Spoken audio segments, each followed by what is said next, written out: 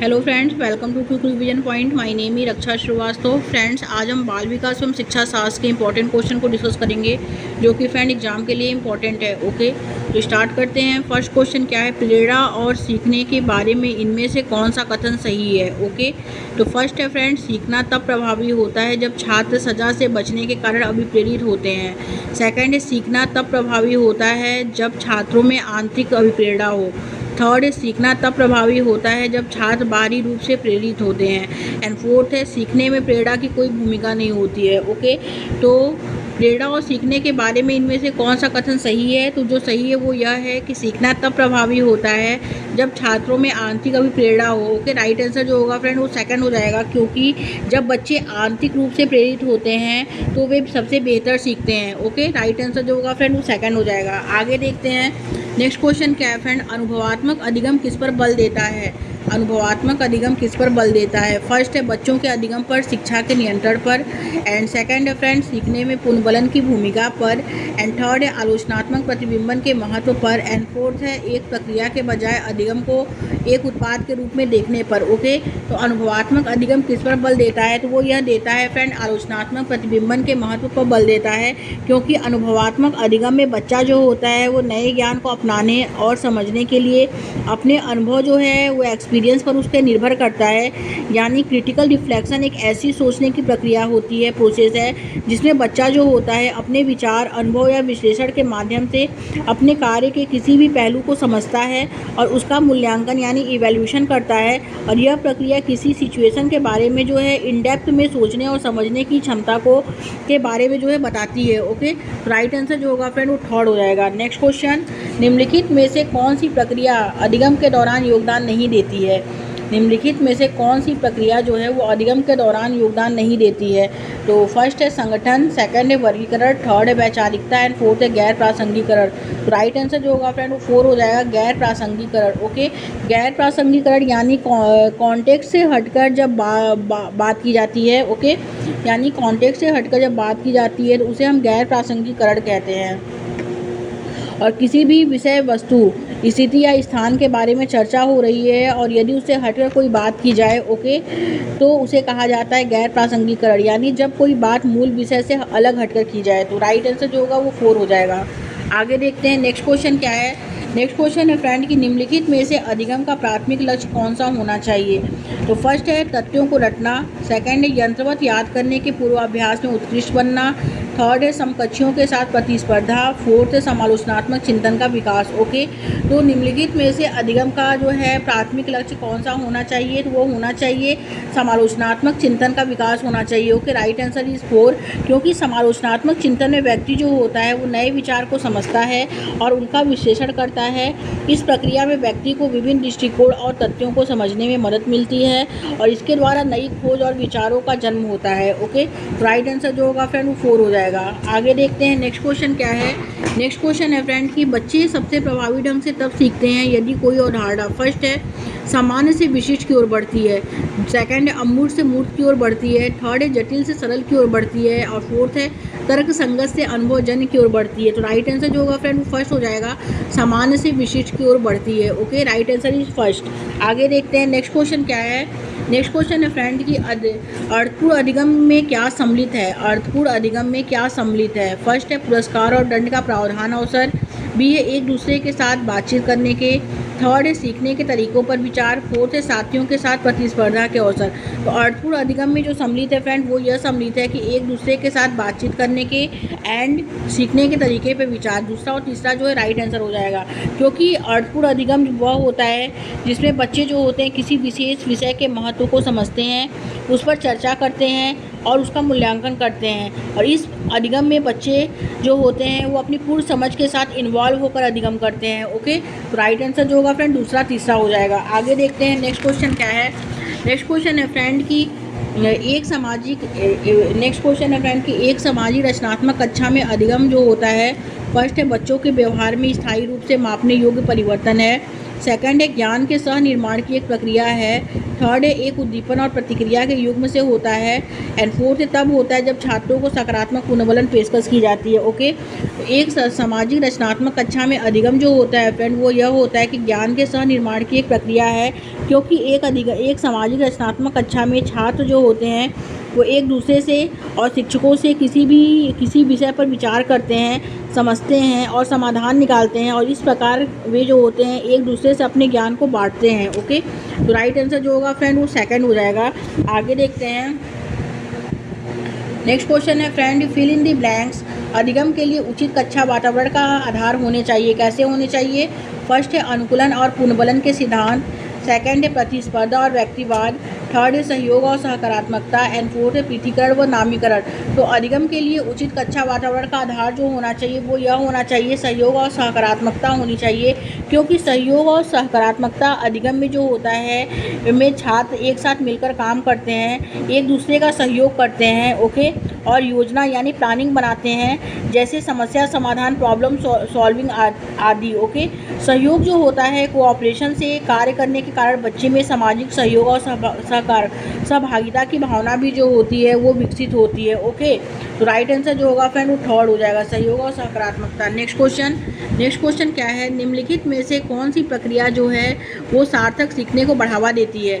निम्नलिखित में से कौन सी प्रक्रिया सार्थक सीखने को बढ़ावा देती है? तो अन्वेषण और चर्चा, अनुकूलन, मानकीकृत मूल्यांकन, बार बार वेधन और अभ्यास। तो राइट आंसर इस फर्स्ट हो जाएगा, अन्वेषण और चर्चा। अन्वेषण और चर्चा क्या है? जब किसी भी विषय पर कक्षा में चर्चा होती है तो उससे संबंधित तथ्यों की खोज की जाती है। तो इस प्रकार बच्चा जो होता है सार्थक मीनिंगफुल रूप से सीखता है, अर्थात उस सीखे गए तथ्य को वह आत्मसात कर लेता है। ओके, तो राइट आंसर जो होगा फ्रेंड वो फर्स्ट हो जाएगा। नेक्स्ट क्वेश्चन, किस तरह की गतिविधि में हिस्सा लेने पर विद्यार्थी बहुत प्रभावी ढंग से सीखते हैं? तो फर्स्ट है गैर संदर्भित गतिविधियाँ।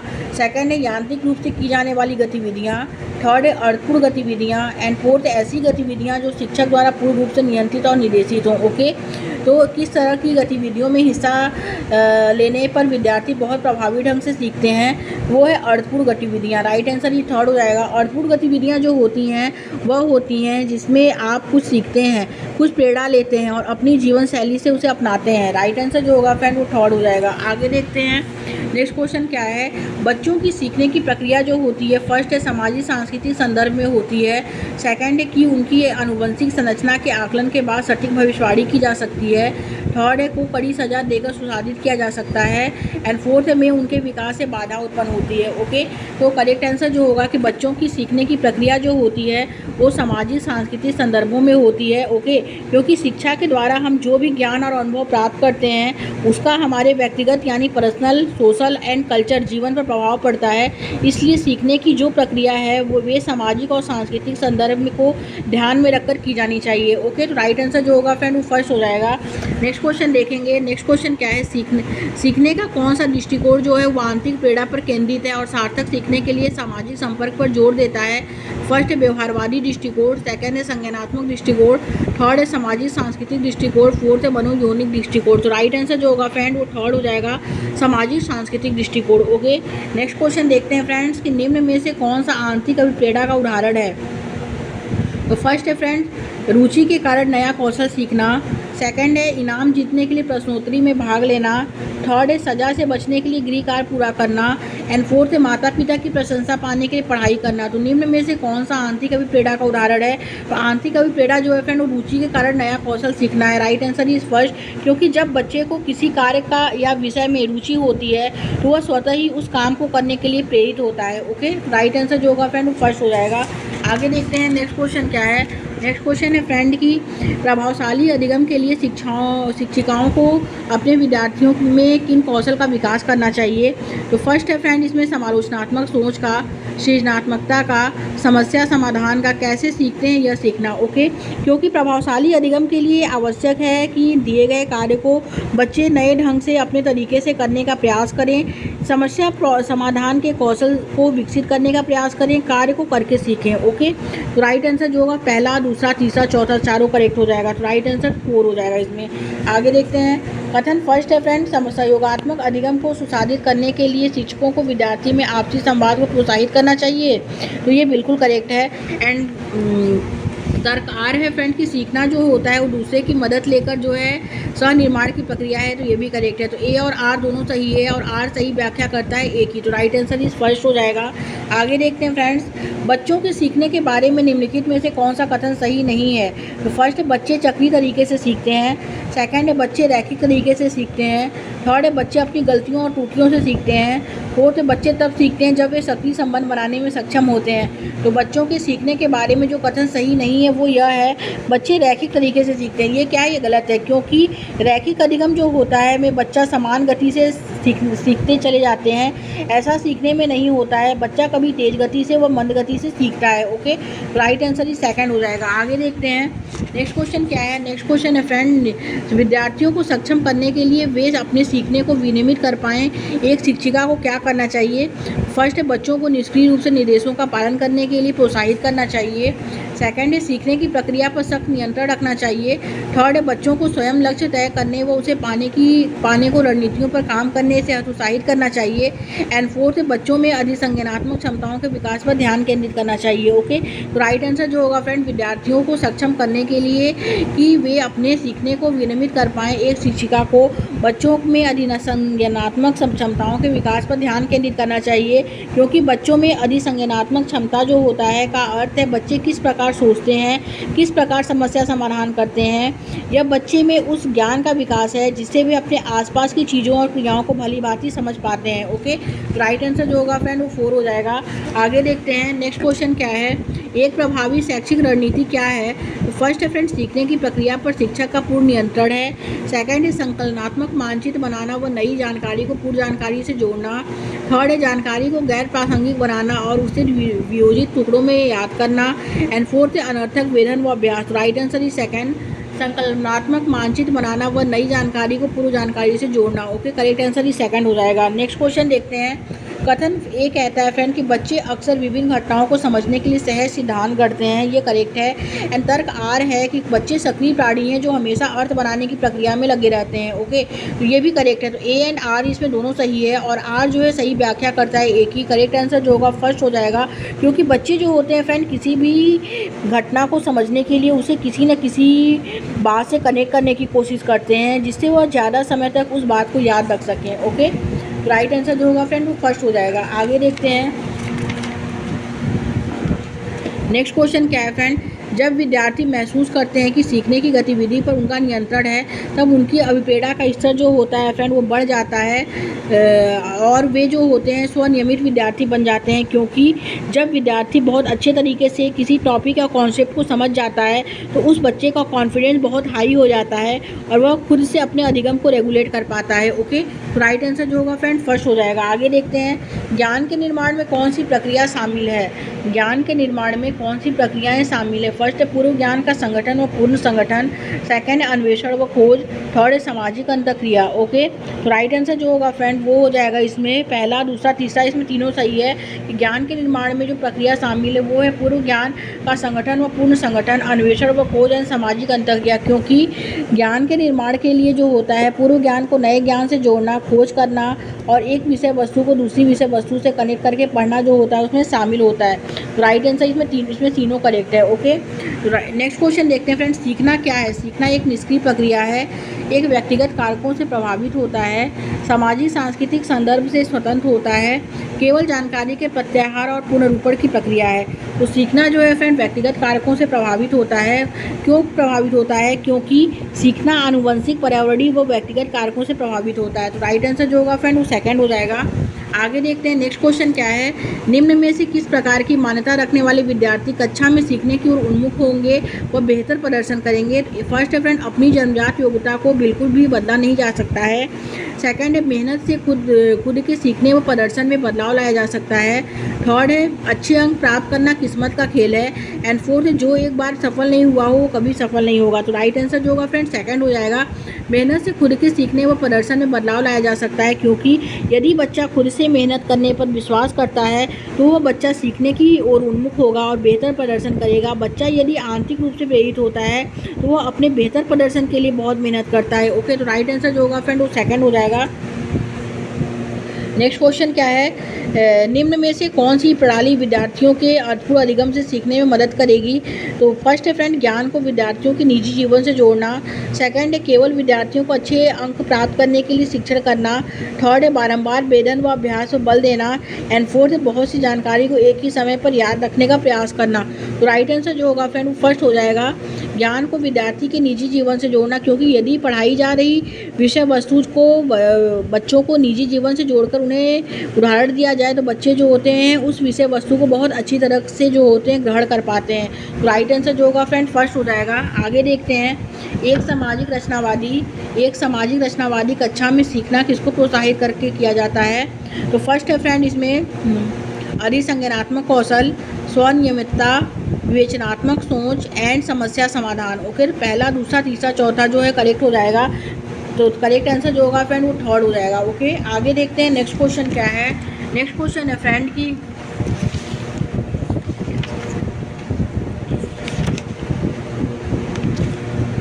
बच्चे कैसे सीखते हैं। नेक्स्ट क्वेश्चन है कि बच्चे कैसे सीखते हैं। तो बच्चे जो सीखते हैं प्रयोग व अन्वेषण के द्वारा सीखते हैं। ओके, और सुनकर वो बोलकर सीखते हैं, चर्चा वो मनन करके सीखते हैं, चीज़ें बनाकर करके सीखते हैं। तो राइट आंसर जो होगा इसमें चारों हो जाएगा। क्योंकि बच्चे कई प्रकार से सीखते हैं, अपनी सोच के अनुसार प्रेरित होकर, सुनकर, बोलकर, चर्चा करके, गतिविधि द्वारा, प्रयोग द्वारा बच्चे जो होते हैं सीखते हैं। तो राइट आंसर जो होगा वो फर्स्ट हो जाएगा। नेक्स्ट क्वेश्चन, अधिगम को अर्थपूर्ण बनाने के लिए उसे जो है किससे जोड़ा जाना चाहिए? तो उसे फ्रेंड होना चाहिए आनंद व संतुष्टि से जोड़ा जाना चाहिए। क्योंकि किसी भी विषय वस्तु के शिक्षण के बाद उससे संबंधित रिजल्ट से बच्चों को संतुष्ट होना जो होता है बहुत आवश्यक है। यदि बच्चे सीखी गई विषय वस्तु से संतुष्ट हैं और उस विषय को लेकर रुचिकर हैं तो अधिगम भी रुचिपूर्ण होगा। ओके, तो राइट आंसर जो होगा फ्रेंड वो थर्ड हो जाएगा। आगे देखते हैं नेक्स्ट क्वेश्चन क्या है, बच्चे को आंतरिक रूप से प्रेरित करने का एक प्रभावी तरीका है, क्या है? फर्स्ट है फ्रेंड पुरस्कार प्रदान करना, सेकंड है दंड देना, थर्ड है सीखने का ऐसा माहौल बनाए जो अपनेपन और स्वायत्तता की भावना को बढ़ावा देता है, फोर्थ है सूचना के पूर्ण अनुपालन और निष्क्रिय ग्रहण को प्रोत्साहित करना। तो बच्चे को आंतरिक रूप से प्रेरित करने का एक प्रभावी तरीका जो है फ्रेंड वो यह है कि सीखने का ऐसा माहौल बनाए जो अपनेपन और स्वायत्तता की भावना को बढ़ावा देता है। क्योंकि यदि कक्षा में बच्चा जो होता है कंफर्टेबल फील करता है तो पढ़ने के लिए बच्चा आंतरिक रूप से प्रेरित होता है। ओके, तो राइट आंसर जो होगा फ्रेंड वो थर्ड हो जाएगा। नेक्स्ट क्वेश्चन, बच्चे किस प्रकार से सबसे बेहतर सीखते हैं? फर्स्ट निष्क्रिय अनुकरण के द्वारा, वेधन व प्रत्यय स्मरण के द्वारा, रटकर स्मरण के द्वारा, निर्देशित खोज के द्वारा। तो राइट आंसर जो होगा फ्रेंड वो हो जाएगा इसमें निर्देशित खोज के द्वारा। ओके, क्योंकि किसी टॉपिक को समझने के लिए यदि शिक्षक बच्चे को प्रेरित करता है और खोज करने के लिए निर्देश करता है तो बच्चे जो होते हैं बेहतर तरीके से सीखते हैं। ओके, तो राइट आंसर जो होगा फ्रेंड फोर हो जाएगा। आगे देखते हैं, कथन ए कहता है अधिगम को केवल सीखने में स्थायी व मापा जा सकने वाला बदलाव देखना समस्यात्मक है। तो ये करेक्ट है। ओके, और सीखना एक जटिल क्रिया है जिसमें आंतरिक रूप से होने वाली प्रक्रियाएं भी शामिल हैं। तो ये भी करेक्ट है। ए एंड आर जो है दोनों राइट है और आर जो है सही व्याख्या करता है ए की। क्योंकि फ्रेंड सीखना एक जटिल प्रक्रिया होता है, अधिगम में आंतरिक रूप से होने वाली प्रक्रिया जैसे चिंतन, समस्या समाधान, समझना इसमें जो है शामिल होते हैं। ओके, तो राइट आंसर जो होता है फर्स्ट हो जाएगा। नेक्स्ट क्वेश्चन क्या है, अनुभवात्मक अधिगम किस पर जोर डालता है? तो ए है फ्रेंड फर्स्ट है सीखने में पूर्वबलन की भूमिका पर, करके सीखने की महत्वता पर। सीखना एक प्रक्रिया है नहीं अपितु एक उत्पाद है, वेधन और आंतरिक अभ्यास पे। तो अनुभवात्मक अधिगम जो जोर डालता है फ्रेंड वो करके सीखने की महत्वता पे जोर डालता है।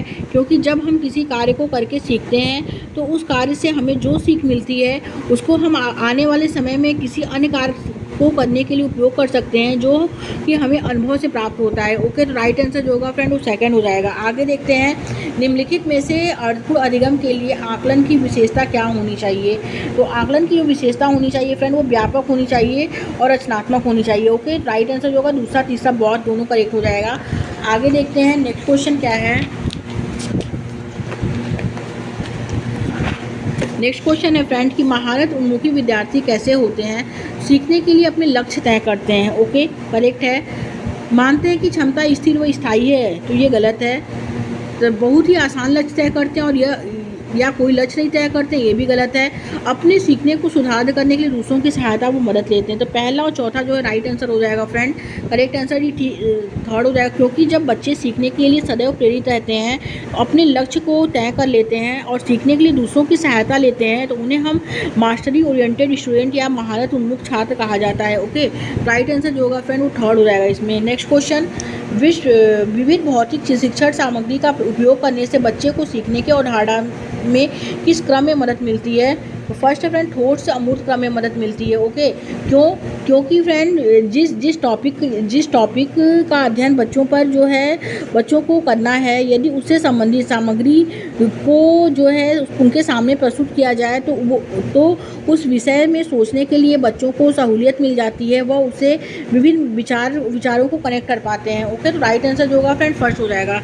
आगे देखते हैं, अभिकथन ए कहता है कि जो शिक्षक यह मानते हैं कि क्षमता निश्चित नहीं है और प्रयास करके उसे बदला जा सकता है, छात्रों को स्कूलों से अपने प्रदर्शन में सुधार करने के लिए प्रेरित करने की संभावना जो है प्रस्तुत करने हैं। ओके, तो ये करेक्ट है। एन का तर्क आर कहता है अभिप्रेरणा जो है उन विश्वासों से जुड़ी है जो शिक्षक अपने छात्रों की क्षमताओं से के बारे में रखते हैं। पहला और दूसरा इसमें ए और आर दोनों सही है, और आर जो है सही व्याख्या करता है ए की, तो राइट आंसर जो होगा फ्रेंड फर्स्ट हो जाएगा। आगे देखते हैं, अभिकथन ए कहता है अर्थपूर्ण अधिगम सुनिश्चित करने के लिए विद्यार्थियों से यह अपेक्षा की जानी चाहिए कि वे ज्ञान को ठीक उसी तरह से पुनरुत्थित करें जैसे उन्होंने उसे गृहीत किया है। ओके, ये गलत है। और तर्क आ रहा है कि अधिगम बच्चों द्वारा ज्ञान को निष्क्रिय रूप से प्राप्त करने और उसको पुनरुत्पादन करने की प्रक्रिया है, तो ये भी गलत है। तो ए और आर जो है दोनों गलत है, क्योंकि अधिगम बच्चों द्वारा ज्ञान को सक्रिय रूप से प्राप्त करने की प्रक्रिया है जिसका वे उपयोग कर सकते हैं। ओके, राइट आंसर जो होगा फ्रेंड वो 4 हो जाएगा। आगे देखते हैं, नेक्स्ट क्वेश्चन क्या है। चारू की किसी विषय में कोई अभिरुचि नहीं है तथा वह केवल परीक्षा में उत्तीर्ण होने के लिए पढ़ती है। चारू जो है फ्रेंड वो है असफलता परिहार विद्यार्थी है, क्योंकि ऐसे बच्चे को केवल पास होने से मतलब होता है, वे उतना पढ़ते हैं जिससे वे पास हो सकें। ओके, तो राइट आंसर जो होगा फ्रेंड 4 हो जाएगा। आगे देखते हैं, निम्नलिखित में से कौन सी कार्यनीति अधिगम के लिए एक प्रभावी कार्यनीति नहीं है? वो है फ्रेंड अर्थहीन अनुवाचन। जिस टॉपिक का अनुवाचन करना अर्थहीन होता है वह अर्थात वह बच्चों के अधिगम में कोई भूमिका न निभाता है, उसकी शिक्षण की कोई आवश्यकता नहीं होती है। ओके, राइट आंसर जो होगा फ्रेंड वो फर्स्ट हो जाएगा। आगे देखते हैं, बच्चों को नई अवधारणा के परिचय का क्रम क्या होना चाहिए? वो होना चाहिए फ्रेंड परिचित से अपरिचित। ओके, क्योंकि बच्चों को कोई भी नया टॉपिक पढ़ाते समय उन्हें परिचित से अपरिचित की ओर ले जाना चाहिए, अर्थात जिस वस्तु का उन्हें पहले से ज्ञान है उसे जोड़कर नई अवधारणा सिखानी चाहिए। ओके, तो राइट आंसर जो होगा फ्रेंड 4 हो जाएगा।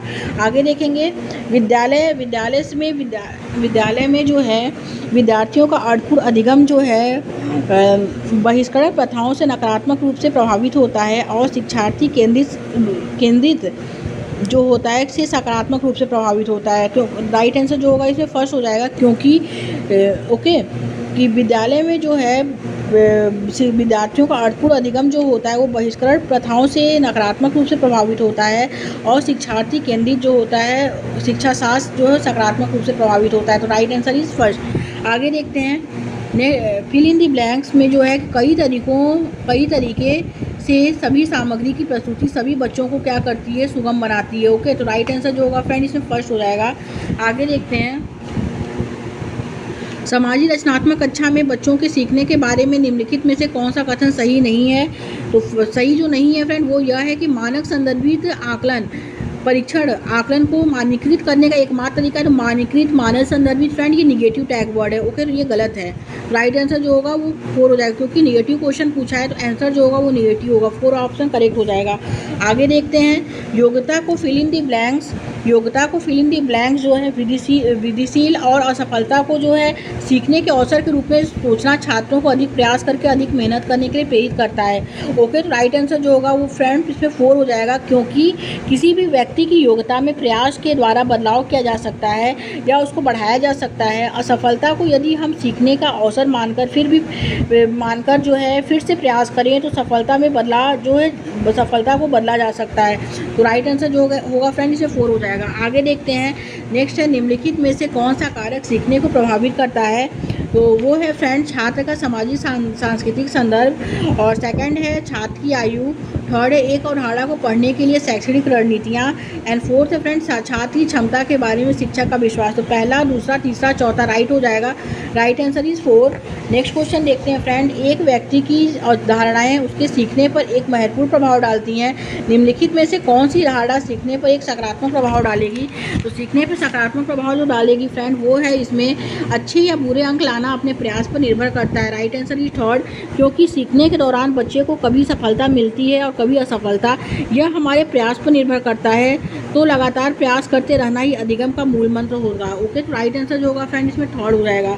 आगे देखेंगे संरचनावाद का सिद्धांत क्या है। वो है फ्रेंड सीखने में अधिगमकर्ता की भूमिका को महत्वपूर्ण मानता है, जिससे वह संसार के बारे में खुद की समझ बनाते हैं। ओके, तो राइट आंसर जो होगा फर्स्ट हो जाएगा।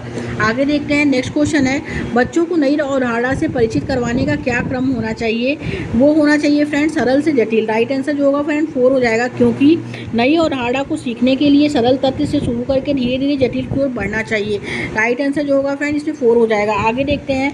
विद्यार्थी कक्षा में अधिगम की प्रक्रिया में अधिक सक्रिय और सहभागी बना कर महसूस करते हैं। यदि कक्षा का परिवेश समुन्नत करता है तो क्या समुन्नत करता है? तो वो अवधारणाओं के बारे में जिज्ञासा और अपने विचारों पर विमर्श चिंतन। तो पहला और दूसरा जो है करेक्ट हो जाएगा।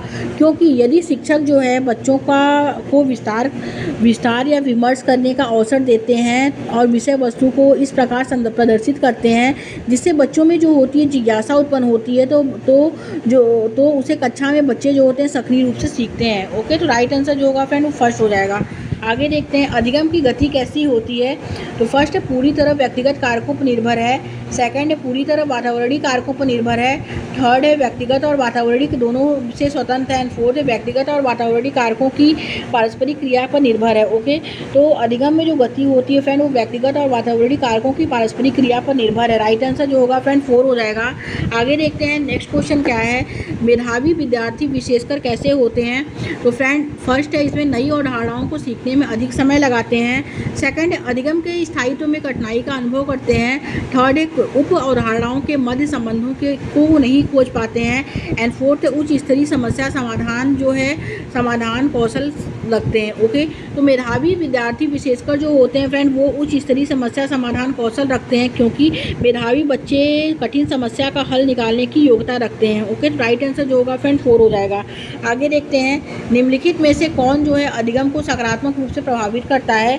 वो है फ्रेंड विद्यार्थी में पारस्परिकता का बोध एंड संसाधन समृद्ध और कक्षाई परिवेश। तो पहला और चौथा जो है फ्रेंड करेक्ट हो जाएगा।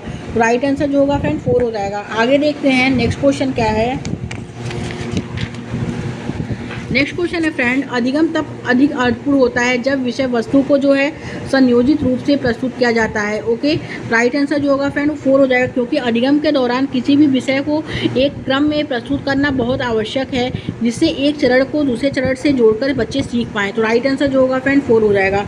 आगे देखेंगे। घोषणात्मक ज्ञान जो होता है किसी घटना को घटित होने की प्रक्रिया की व्याख्या करता है। सेकंड युक्तियों के प्रयोग के बारे में समझ की व्याख्या करता है। मुख्यतः ज्ञान के क्या और कौन पहलुओं के बारे में जानना है। एंड फोर्थ की समस्या समाधान की प्रक्रिया में कोई भूमिका नहीं है। तो घोषणात्मक ज्ञान जो होता है फ्रेंड वो यह होता है कि मुख्यतः ज्ञान के क्या और कौन पहलू के बारे में जानना है, क्योंकि घोषणात्मक ज्ञान यह बताता है कि आपको विषय के किस पहलू के बारे में क्या जानना है। ओके, तो राइट आंसर जो होगा फ्रेंड वो थर्ड हो जाएगा। आगे देखते हैं। नेक्स्ट क्वेश्चन क्या है। कक्षा में विविधता अध्यापन अधिगम प्रक्रिया में जो है अधिगम प्रक्रिया में क्या है? तो अधिगम प्रक्रिया में जो है वो रुकावट है। राइट आंसर जो होगा फ्रेंड वो सेकंड अधिगम प्रक्रिया का क्या है? संसाधन है। सॉरी फ्रेंड, संसाधन है। ओके, राइट आंसर ही सेकंड हो जाएगा। क्योंकि कक्षा में डाइवर्सिटी जैसे विभिन्न सांस्कृतिक रुचि क्षमता वाले बच्चे को से अध्ययन में बाधा उत्पन्न नहीं होती है, बल्कि ऐसी स्थिति में बच्चे एक दूसरे से ज्ञान का आदान प्रदान करते हैं जो कि अधिगम के लिए आवश्यक है। ओके, राइट आंसर ही सेकंड। नेक्स्ट क्वेश्चन देखते हैं फ्रेंड। एंड लास्ट क्वेश्चन है गैर जन्मजात अधिगम जैसे कि बांसुरी बजाना, शतरंज खेलना सीखने के लिए क्या है? तो फ्रेंड्स सीखने के लिए जो है वो किसी तरह के वाद निर्देशन और आंतरिक अभिप्रेरणा की जरूरत है। ओके, तो राइट आंसर जो होगा इसमें फर्स्ट हो जाएगा। क्योंकि कोई भी गतिविधि एक्टिविटी जैसे शतरंज खेलना, नृत्य करना जो बच्चा सीखता है इसकी सहायता से बच्चे को आंतरिक प्रेरणा यानी इंटरनल मोटिवेशन मिलती है और वे जो है सक्रिय रूप से सीखता है। ओके, जब वो आंतरिक रूप से प्रेरित होता है तो वो सक्रिय रूप से सीखता है बच्चा। तो राइट आंसर जो होगा फ्रेंड वो फर्स्ट हो जाएगा। Okay, thank you friends.